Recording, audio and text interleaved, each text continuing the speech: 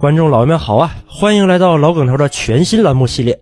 由于这个 F1 老比赛正在被我可持续性的竭泽而渔，车手传记系列呢也终究会有做完的一天，所以我决定不能沉溺于过去，要着眼于当下的精彩。于是老梗头的全新系列视频诞生。不过老视频系列不会断更，我暂时将这个栏目的名字叫做当场拿下，专门收录那些 FIA 旗下赛事以及纳斯卡、IndyCar 等等赛事中的奇葩行为和倒霉蛋行为，比如这个13秒1的换胎呀，这个漂移进站创飞车组的车手呀，以及这个牵引车大战什么的当然如果大家有关于栏目名称更好的主意，也可以发在评论区。同时我的精力和涉猎范围也有限，如果还有我漏掉的下饭操作，欢迎大家私信我投稿，暂定每期节目随着每站 F1 比赛更新。如果素材太多，我们就加更，3连越多更得越快，涨粉越多更得越多。话不多说，那么我们直接开始维萨潘成为3冠王之后的第一期当场拿下。首先被拿下的就应该是 F1 卡塔尔这站，虽然才办了2次，但一次比一次乱。2021年的卡塔尔站一共出现了4次爆胎事故，导致2人退赛，给 FIA 和贝耐利整怕了。于是今年12到13号弯之间的赛道宽度被缩短了80厘米，让车手们避开路肩外侧。FIA 还贴心的在周6冲刺排位赛之前增加了10分钟的熟悉赛道环节，并且决定如果冲刺赛结束后轮胎问题依然存在，那么正赛将对每套轮胎的最长 stint 进行限制，第一个 stint 最多20圈，接下来的 stint 最多22圈。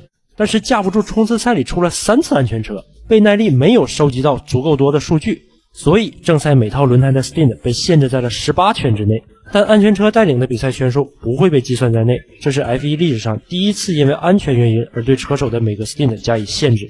05年美国站 FIA 针对米其林的轮胎寿命问题提出过限制轮胎使用圈数的提案，但由于当时赛中除特殊情况不允许换胎，轮胎储备不足，物流也跟不上，这个方案最终被米其林阵营拒绝了。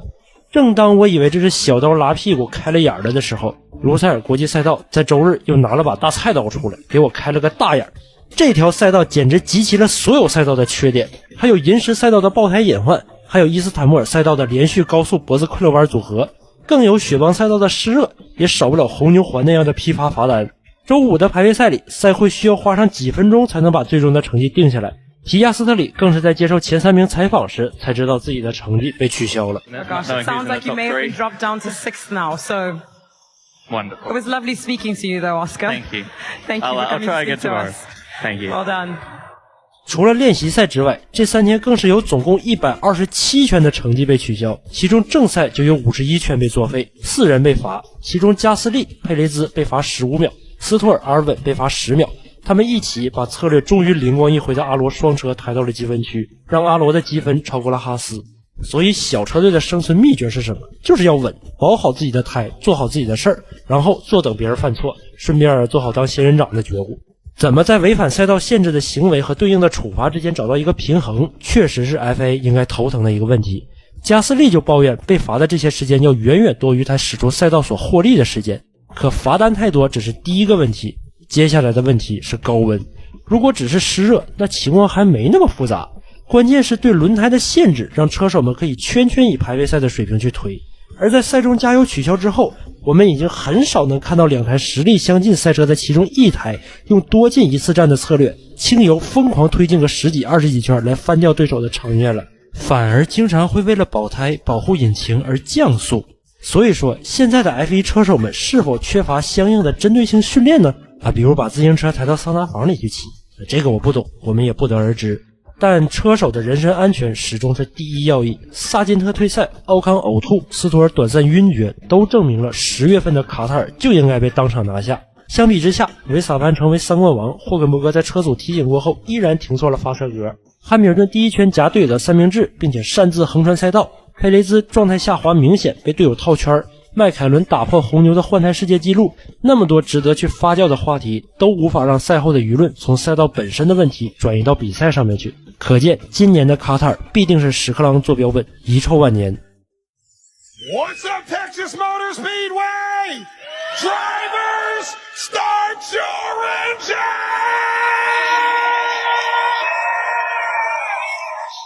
看完了欧洲爷的高贵运动之后，我们来看点接地气儿的。纳斯卡 Cup Series 正在进行12进8的季后赛，让我们首先把目光聚集在这位叫华莱士的麦当劳赞助车手身上。这场比赛他甘位起步从这个名字就能看出来，这场比赛他肯定要拉。9月24号的纳斯卡 Cup Series 德州站，华莱士在比赛还剩19圈的情况下，把争霸对手凯尔拉尔森推了出去，引发安全车。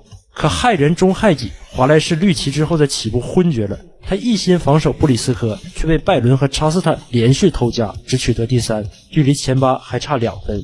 一周后的10月1号，纳斯卡 Cup Series 季后赛第31轮塔拉迪加，虽然这场比赛的领跑车手在188圈里变了有足足70次，创造了本赛季的纪录，但我们还是要当场拿下3位车手。第一位是小瑞奇斯滕豪斯，他已经在16进12的第一阶段季后赛被淘汰。这场比赛主打一个重在参与，但所谓光鞋的不怕穿脚的，小斯滕豪斯给大伙整了个大的。他在比赛 Stage 1还剩1圈的时候没油了，还贴心的把手伸出去招呼其他人过去，但凯尔布什还是因为躲闪不及撞上了左边的查斯坦，而凯尔布什和查斯坦都在争夺12进8的最后4个名额。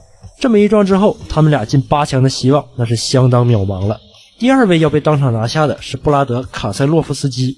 这起事故主打一个现世报。卡塞洛夫斯基在 Stage 3还剩30圈的时候，为了吃尾流，狠狠地顶了卡森·霍切瓦尔的屁股，导致后者失控。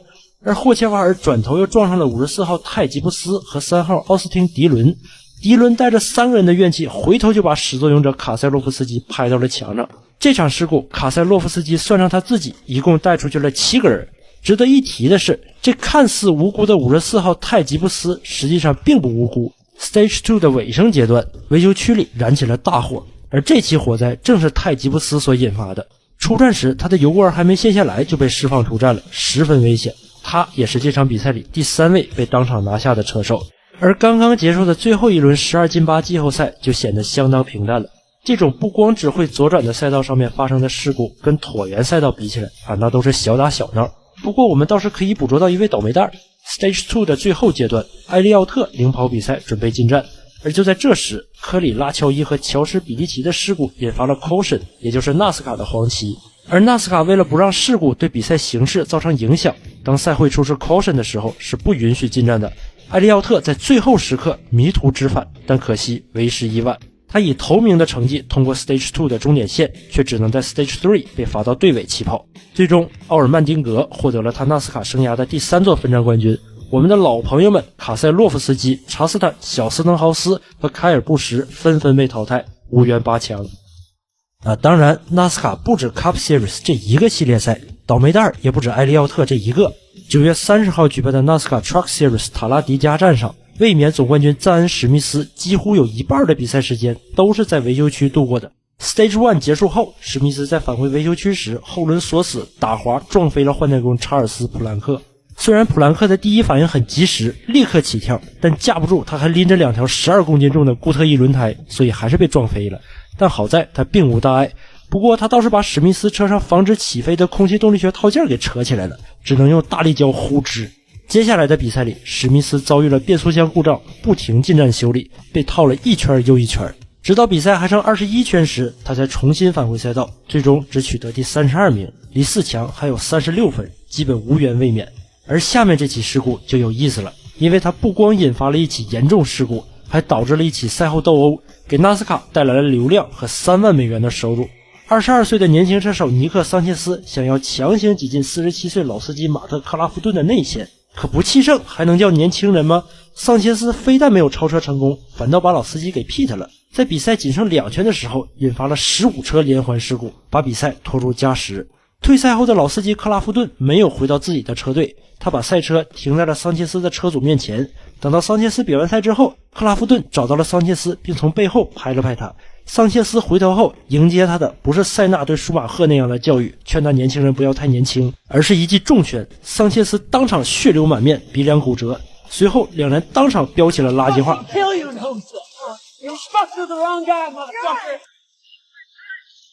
按照克拉夫顿的说法，桑切斯在回头之后恶狠狠地瞅着他，而克拉夫顿早就对桑切斯的驾驶习惯感到不满了，于是他便毫不犹豫一记重拳招呼了上去。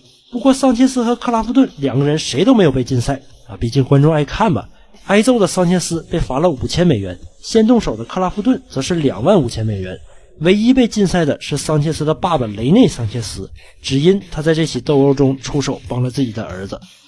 如果你嫌纳斯卡的卡车不够大的话，那我们来看看欧洲卡车锦标赛，这是每一位欧卡模拟玩家的终极梦想。目前全年的8站比赛都已经结束，匈牙利车手诺伯特基斯提前5场比赛获得年度冠军。然而就是在基斯确定成为总冠军之后的第一场比赛里，33号 Anderson Racing 车队的英国车手杰米·安德森和44号 Schwabentruck 车队的德国女车手斯蒂芬妮·哈姆上演了一场王者版的3344大战。比赛第一圈的1号弯，33号车手就把44号车手当成了刹车来弥补自己的转向过度，结果44号车手的水箱被挤破了，洒了一路的水，最后水箱直接掉了下来，只能退赛。最终在这样一场力大专飞，空洞是什么能当饭吃吗？所有车手互相扔赛车碎片的比赛当中，积分榜倒数第5的西班牙车手路易斯·雷昆科获得了他本赛季的第1个冠军。经常拿杆位的朋友们都知道啊，拿到杆位可以大大增加你赢得比赛的几率啊，除非维萨潘在后面。但是9月24号举办的英国房车锦标赛银石站，杆位可是个烫手山芋，3场正赛中取得杆位的车手都被纷纷拿下。周六 BTCC 的新秀车手米奇多布尔击败了 BTCC 4冠王科林特金顿和卫冕冠军汤姆英格拉姆取得杆位，但是这个杆位却没能转化成哪怕1秒钟的领跑时长，因为周日的 Race 1是湿地起跑，很多赛车都在暖胎圈后进站换了轮胎。多布尔的 Power Max 的 Racing 车队错误地预判了场上局势，让多布尔又跑了一个暖胎圈，绕了一圈回来之后只能最后一名起步。古有汉密尔顿独占发车格，今有多布尔独跑暖胎圈，最终多布尔也仅仅取得第11。随后的 Race 2里面，在 Race 1获胜的杰克希尔杆位出发，他领跑了整整14圈，接近比赛全程的2/3，但在第14圈出现安全车之后，杰克希尔遭遇了发动机失火问题，直接从领跑位置跳楼，最终第20完赛。而在 Race 3里面，在 Race 2取得第12名的迈克尔·克里斯被抽中为倒序杆位，但第一圈他就掉了5个位置，还被驾驶宝马 330E 的亚当·摩根和驾驶卡罗拉 GR Sport 的罗里·布彻尔两面包夹，摩根主动找 Pit 求状得状，就是可怜了内线的布彻尔。最终迈克尔·克里斯在比赛还剩1圈的时候退赛，成了3位杆位出发车手中成绩最惨不忍睹的那个。此役过后 BTCC 仅剩最后一站布兰兹哈奇，阿什利·萨顿手握45分的领跑优势，已经一只手触碰到了总冠军奖杯。不出意外的话，下一站他只要拿15分就可以确保自己成为 BTCC 的4冠王。不过英国毕竟不是通辽，萨顿在布兰兹哈奇的第一场比赛就拿下了 Pole to Win， 锁定了第4座总冠军，成为了 BTCC 历史上第1位驾驶前驱和后驱赛车都取得过总冠军的车手。可俗话说人类的悲喜并不相通，有人锁定自己的总冠军，也就有人把领跑位置拱手相让。9月23号和24号德国房车大师赛倒数第2轮红牛环赛前， SSR Performance 车队的意大利车手米尔科·博尔托罗蒂领先奥地利车手托马斯·普莱宁9分，但2场排位赛中普莱宁拿了2个第4，博尔托罗蒂只取得第10和第9，形势有一点点不妙。周六的 Race 1， 博尔托罗蒂发车后上升了一个位置，并且在6号弯不惜走上砂石地来超越马尔克·维特曼上到第8，但可惜他进站换干胎的时机太晚了，出站正好和他的争冠对手普莱宁正面交锋，轮胎冰凉的博尔托罗蒂根本不是普莱宁的对手，被当场拿下。而仅仅10秒钟过后，集成我厂2大名宿名字的21岁荷兰车手蒂埃里·维尔马伦就在一次事故后陷入了砂石地里，引发安全车。此时刚进过站的博尔托罗蒂的心情不亚于看到了一份速冻菠萝披萨。但是呢，现在博尔托罗蒂依然领先普莱宁6分， Race 2还可以守一守。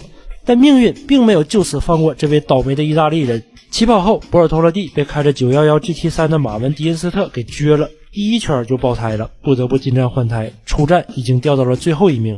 而他的霉运依然没有结束，他车内通风口的风扇罩突然飞了出来，掉到了方向盘下面。博尔托罗蒂下意识抓住了风扇罩，但单手开车肯定是不行的，着急去握方向盘的博尔托罗蒂情急之下直接把风扇罩顺着车窗给扔了出去。正所谓9月秋高风怒号，卷我车里风扇罩。最终博尔托罗蒂只取得第21，没有积分。这是他自纽博格林 Race 2遭遇电子系统故障没能起步之后第一次单场比赛没有拿分。而他的争冠对手普莱宁在红牛环 Race 1取得第6，在 Race 2登上了领奖台，反超了博尔托罗蒂10分。最后一站霍根海姆还有50分可以争取，不知道博尔托罗蒂能否摆脱掉意大利人掉链子的传统呢？视频看到这里，如果你觉得这些车手的名字都十分陌生的话，那么就来欧洲勒芒赛场看一看吧。9月24号举办的欧洲勒芒斯帕4小时的比赛里，一些我们熟悉的名字悉数登场，而且都要被当场拿下。比赛刚刚发车 ，F1 里让人闻风丧胆的马球王的侄子曼努埃尔·马尔多纳多就充分继承了他叔叔的优良基因。他的65号 LMP2 赛车在1号弯锁死，带走了22号、28号和30号赛车。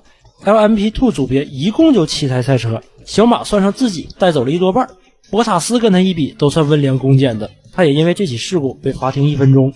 而就在22号赛车陷在刹车地里一脸懵逼的时候，一辆31号的 LMP3 赛车给了他一记千年杀，帮他脱困。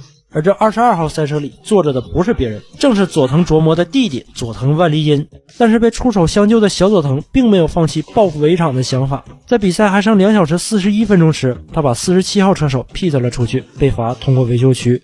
最终，来自葡萄牙的25号车组凭借着小马的保龄球，毫无悬念地夺得 LMP2 组别的冠军。LMGTE 组别中，16号车组主场作战的意大利裔比利时车手阿莱西奥·皮卡里洛仅领先60号车组半秒钟，成为 LMGTE 组别第一台冲线的赛车，本有机会在主场夺冠，但他却因为黄旗下超速以及过早加速被罚10秒，最终来到季军的位置。所以，小马尔多纳多、佐藤万利因、阿莱西奥·皮卡里洛被我们当场拿下。好了，我们第一期的当场拿下就到这里。如果喜欢，记得3连。我们美国站之后再见。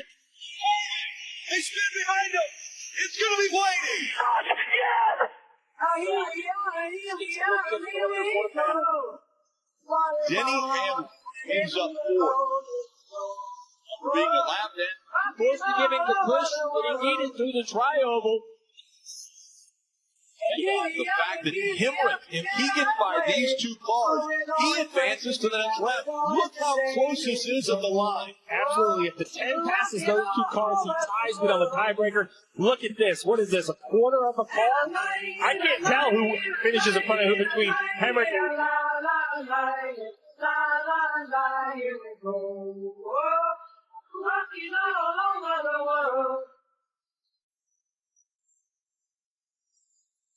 He hasn't got the pace to get away. Jelly on the outside line.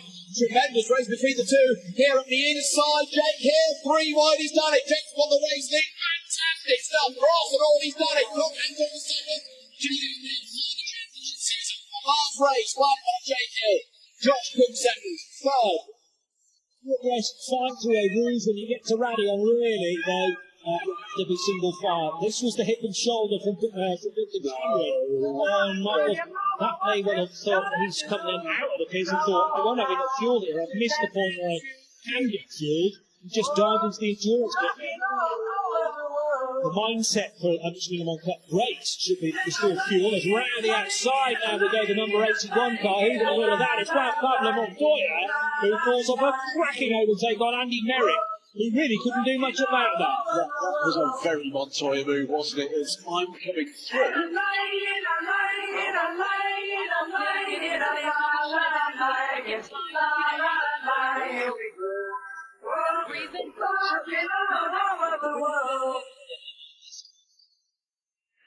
Stages of the race. Kelvin van der Linde and Darren Heinrich were safe in first and second, but a great battle for third place between Ricardo Feller and Rene Rast. Feller with a terrific drive. Could he hold on to the final podium position as Rene Rast, a 3-time winner in the DTM at the Red Bull Ring, came charging around the outside. It was a fearsome battle, but Ricardo Feller, having done all the work to get from 26th to 3rd, was never going to let the 3-time champion pass. He dug in, he needed the championship points, and he just about stayed ahead. Fantastic battling between them.